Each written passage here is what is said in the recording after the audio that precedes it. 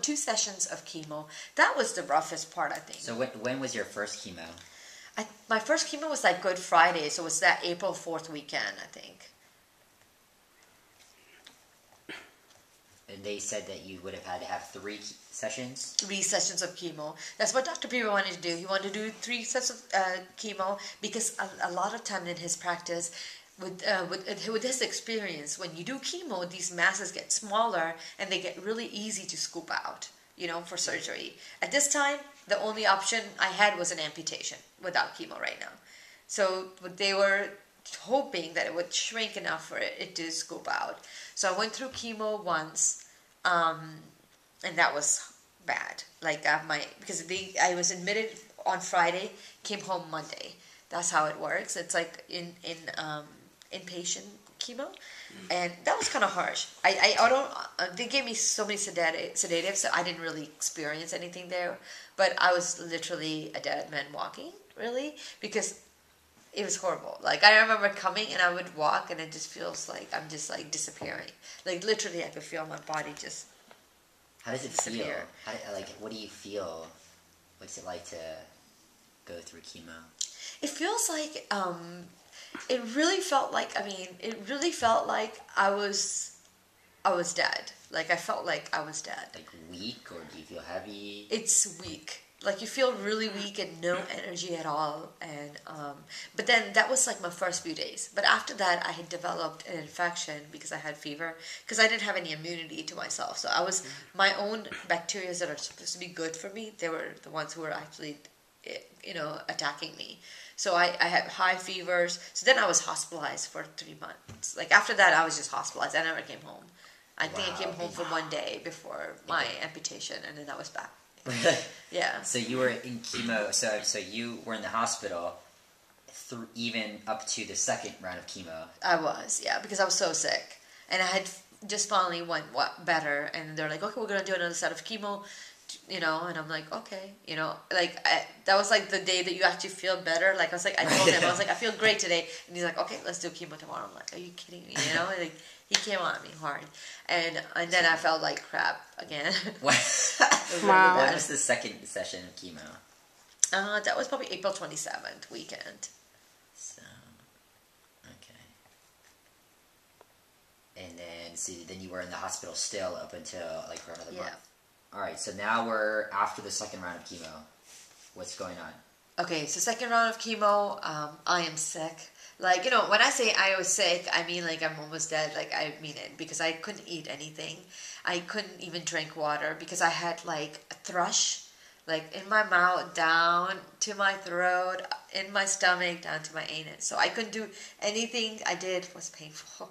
If I went to the bathroom, it was so effing, it was so painful. Like, I used to just feel like, I'm not gonna go. Like, I would not, literally, I wouldn't drink water because I was just like, it would hurt. So I was like, my mom they would try to force me food and stuff. And I was like, because I'll have to poop and I'm not, going to, like, I would not do it. But the reason I had to go pee all the time because I had all this IV, solution. So that was very painful. It was very painful. And there was a point that I couldn't even like swallow my own spit because it would hurt. So I would just sit there with a cup. And like, they would give me a cup and I'm like, I need a new cup. And they would like give me another cup.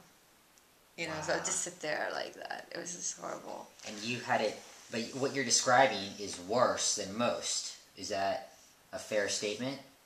Well, see, what happened, I think these side effects happened to a lot of folks who went through chemo, but it depends on what kind of, how much chemo you're getting all at once. I was getting a lot of chemo all at once. There's some folks who have outpatient chemo. Every week they go for chemo. They come out, they drive their car back, and nothing happens to them. But I was getting like, they wanted to, because I was young, so they wanted to go hardcore on this mass to do whatever they can to, shrink it. Okay. So it was like a hardcore chemo treatment. And so that it was really like strong. And that's why I was, it was, literally it was funny because my mom was like, she thinks like whenever these folks used to come to do, they would come in to give me like my change my chemo, for IV, like change it. it was interesting because my mom was like, oh, it looks like they're going on moon, because literally they will come with the whole suit. Really? And like all this cover, and they would like carry it with the gloves, and like two people would, you know, like they have consult each other. It's like, okay, you know, because they want to make sure, because you know, you have to verify and write all these papers. They cannot have an error, you know. And so they did, and they would sign it, and then they would leave. And mom was like, oh my god, it feels like they're going on moon, you know. That was her line. She's like, oh, there they go again, you know. But and it was like, it was literally that toxic. I mean, I was not allowed to touch, like, you know, like if I go to the bathroom, I had to flush bath twice, because it was just all toxin that I was being. I mean, it was ridiculous. And Ebony was the most anal one. I would go to the bathroom, I would touch something, Ebony would be like, shh.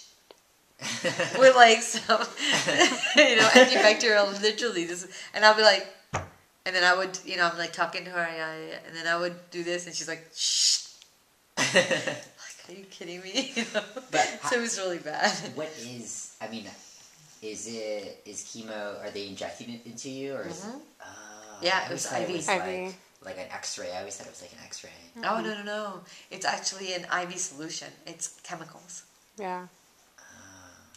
Yeah, I couldn't even wash my clothes. They told me not to wash clothes with everybody else. I had to wash it separately. So they would make, you know, like before, like we used to, so Ebony had my like separate basket for me. And she's like, okay, here, this is where you put it. But I never really got to do that. You know, I never really got to be home. I was in the hospital, so I never had issues like that. I was just in that damn robe. I never got to be home. But I mean, Ebony had all these plans, yeah. But you know. So now we're in we're in April 27th. So no, we're probably at May 27th, because you were in the hospital for another month after the second. What do we find out? What's going on? So then they decided after the second chemo, when they realized I was not really, because the way I was metabolizing, everybody metabolizes chemo differently, right? It's different chemicals that your body gets in you, and everybody has a different way of metabolizing it. Well, the way I was metabolizing it, I was making it worse and making it more toxic for me. So that's why I lost like about 35, 40 pounds. Like, it was ridiculous. I lost so much weight. Gained it all back. But I did. You know, I lost like all this weight, and I don't know, it's kind of sad. About losing weight, or no, getting so it's just, I went to, you know, just had a doctor's appointment. I got, I'm like, damn it. Like, at first I was like, I still have 5 more pounds. I haven't gained it. I'm like, damn it, I have, you know. Yeah, gained everything. But it was like, it was I don't know what I was saying. What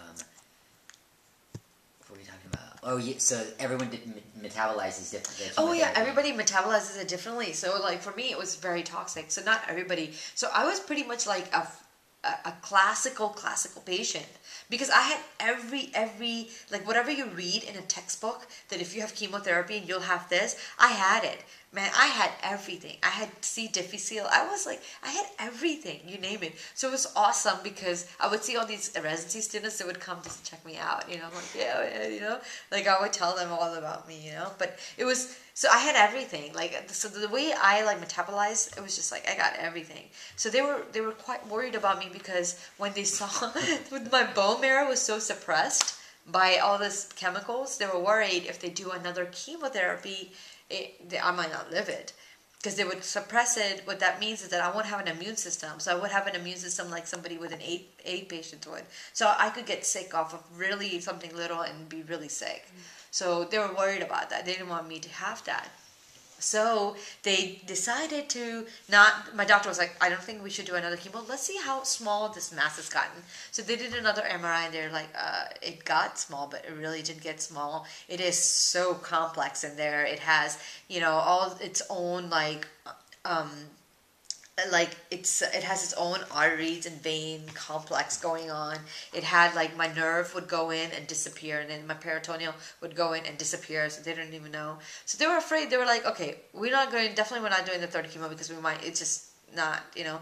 And at the same time, if we do another chemo, we don't have guarantee that you'll be able to sustain a normal life after chemo, because we would suppress your your bone marrow that much.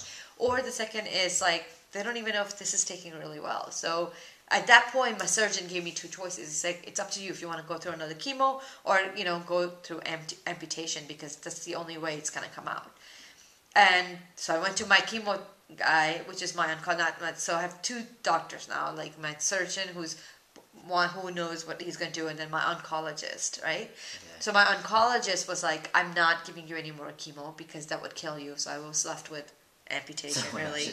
So they said, okay, go home, you have time, just let us know.